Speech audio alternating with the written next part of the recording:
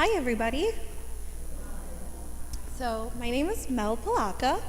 I am a lifelong parishioner of Blessed Sacrament Parish, and I'd like to thank you all for inviting me to share my witness and experience with God today.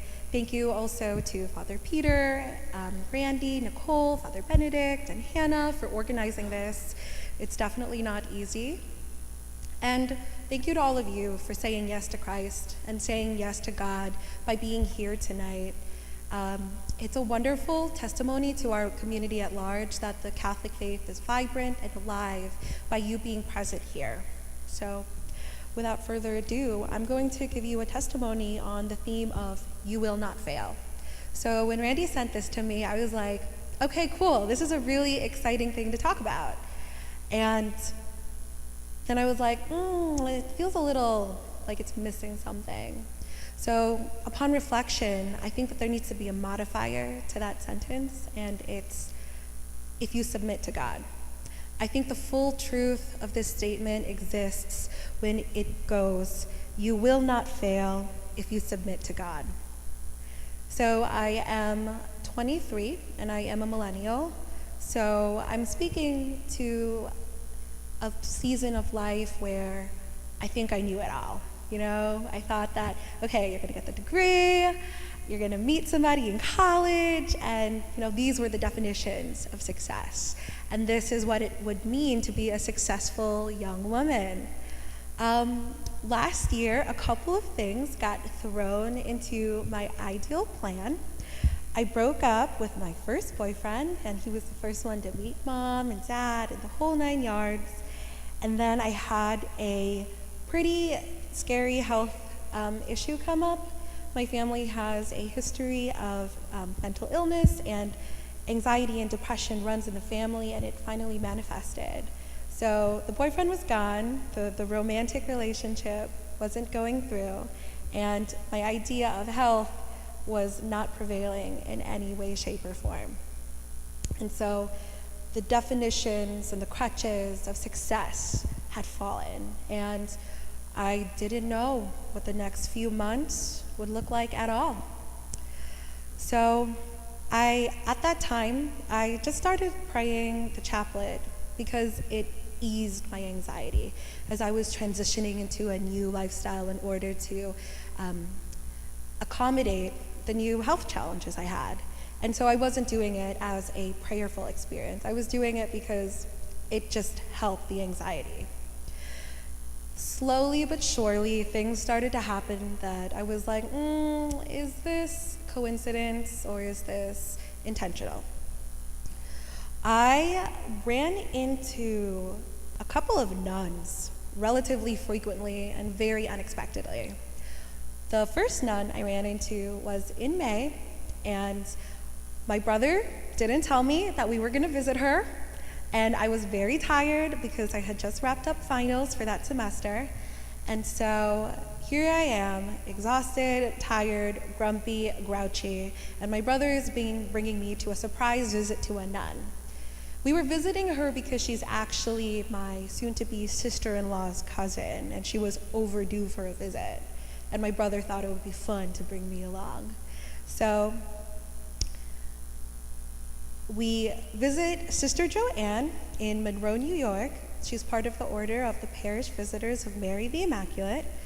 And I was surprised because first, Sister Joanne's pretty young.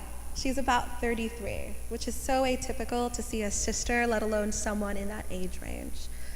And so I was very shocked because Sister Joanne had a really colorful past before she entered the sisterhood and before she answered God's calling. And so she really understood my heartbreak and where I was coming from, just getting over this relationship and having my life plan thrown into a wrench. And at the end of our conversation, she said, have you considered something called the Samuel Group? And I was like, what's that? And she said, it's a group for young adults between 21 to 40 who are discerning what their vocation to God is. And it's not the vocation that you think of when you think of your career or your job. It's the vocation of what way you're going to live and worship God for the rest of your life. So it was to discern whether you would become a sister, a priest, a married man or woman, or celebrate your life as a single. And I was like, that sounds interesting. Because then she told me the really fun part, and she said, you can't date for 8 months while you're there. I was like, okay, sister.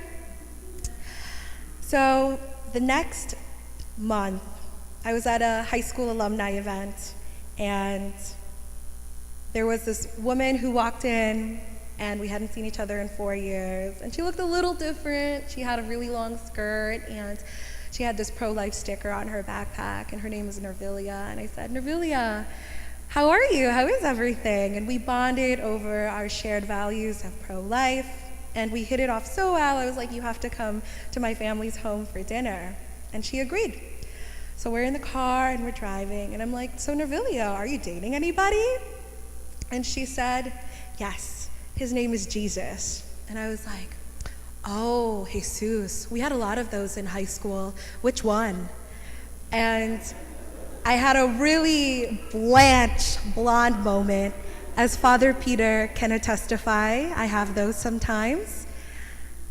And then she's like, no, I'm dating Jesus. And I blanked out for a moment. I was like, oh, you're discerning? You're going to become a sister? And she said, yes, hopefully I'll be able to enter in September.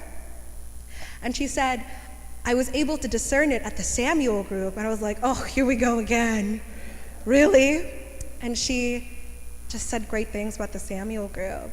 And I felt like it was weird to run into two nuns, one run right after the other. And so I finally gave Sister Claire, at the time, the phone call that I wanted to join.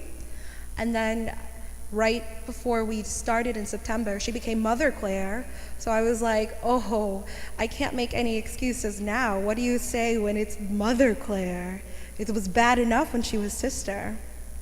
But I bring all of that up because being in the Samuel group and developing a firmer foundation in faith has changed my definition of success. I'm still very young, and so that definition may change again, but I've come to learn that God is always there, and that my own definitions of success, influenced by the world, influenced by my culture, may have good intentions, but God ultimately has a better plan, and I have to have the faith to step into that. And although I still don't know whether I'm going to be a nun or married or whatever, I'm not worried about it anymore. I'm not worried about it in the way I used to be, because I just have faith that wherever God's going to throw me, I'm going to land all right. And the adventure of the Samuel group was just nothing I had ever planned. And it was the first experience that, you know what? You might have a plan, but what God has in mind is so much richer and fuller than what I could ever imagine for myself. And my job is to say yes. I don't know what the plans are, I don't know where I'm going, but my job is to say yes and to show up. And you know what? For the past year, it's been working out. My health is under good management. Not worried about the boyfriend. It'll come if it's meant to. And I feel a tremendous sense of peace that I never thought existed. And whenever things come up where I would be obsessive, I just brush it off now, and I'm like, it's all right. You know what? If it's going to be important, God will show me the way. If it's not going to matter in a few days.